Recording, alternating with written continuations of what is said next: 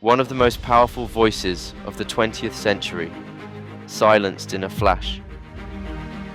But John Lennon's story isn't just one of tragedy, it's a story of pain, protest, love, reinvention, and the dangerous cost of dreaming aloud. Born in 1940 as bombs fell over Liverpool, John Winston Lennon came into a world already broken. His father, Alf, was a sailor who drifted in and out of his life.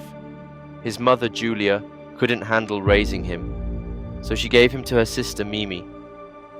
Mimi gave him structure, Julia gave him music, and fate gave him abandonment. When Julia finally returned to his life, it was brief and beautiful. She taught him banjo chords and played him Elvis records. Then, a car crash. Julia was gone. Again. This time, forever. Loss didn't break John. It shaped him. Pain became melody. Grief became lyrics. By 23, he was a Beatle. By 25, he was a millionaire. By 27, he was worshipped. But behind the cheeky smile, Lennon struggled. He felt like a phony. The crowds didn't know the man, only the myth. He experimented with LSD, meditated in India, searched for meaning in chaos. But even as he stood on stages before millions, he felt most alone. He once said, "I was crying out for help, and nobody heard me." That cry became a song. It was called Help. And few realized it was literal. Then came Yoko, avant-garde artist, lightning rod, soul mirror. To many, she broke up the Beatles. But maybe, John had already broken away. He saw in Yoko what others didn't, an equal. Together, they staged art as protest. Plan to make them as peaceful as you made these blood-crazed Canadians. No, we're really talking to the best thing we've done so far is talk to the people of Berkeley, and we think we had some influence in holding back any violence that was going to come out of that. And we believe that, and we talk to them solid every hour before the march and after. During this last week. We talk to them every day. We talk on the phone, on the radio station, live. Their message, peace, love, truth. But inside the band, cracks grew. Creative control, ego, vision. Everything collided. In 1970, it ended. The Beatles were gone. Now, for almost 50 years, Sir Paul McCartney has been blamed for breaking up the Beatles. But in a new BBC interview, he said the split was actually initiated by John Lennon. Here's more from our music correspondent, Mark Savage.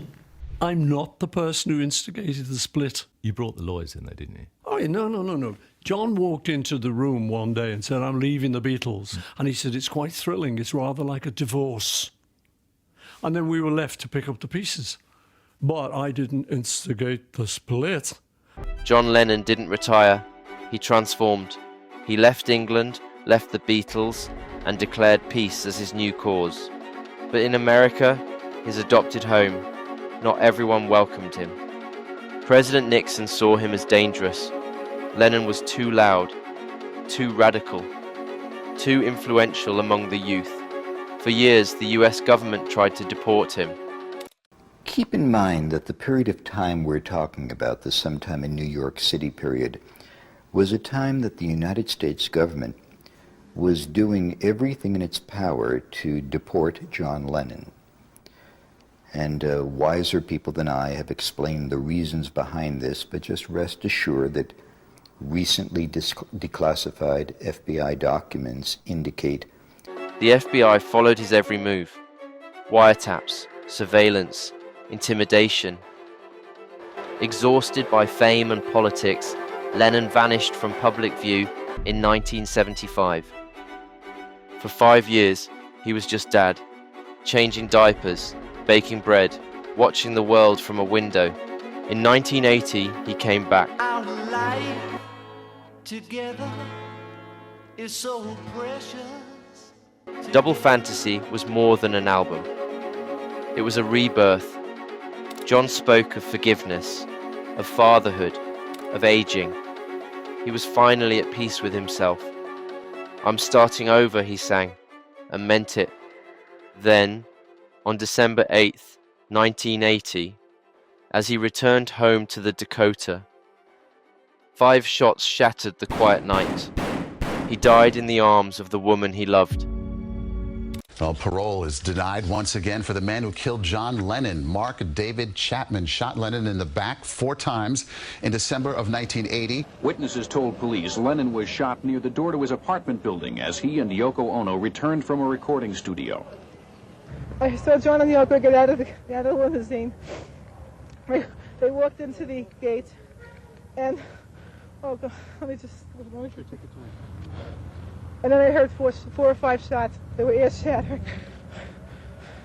I heard Yoko, and I heard a woman screaming. It was Yoko. She was screaming, "Help me." John Lennon wasn't perfect. He admitted it himself. Jealous, angry, wounded. But he turned his pain into poetry, and his rebellion into reminders of love, of peace, of daring to imagine. His music still plays in protests. His words still live in classrooms. His spirit, raw, human, visionary, still echoes. You may say he was a dreamer, and he was. But what if dreaming, loudly, defiantly, was his greatest act of peace? If John Lennon were alive today, would he still believe peace is possible? Thanks for watching. Don't forget to subscribe for more captivating short stories.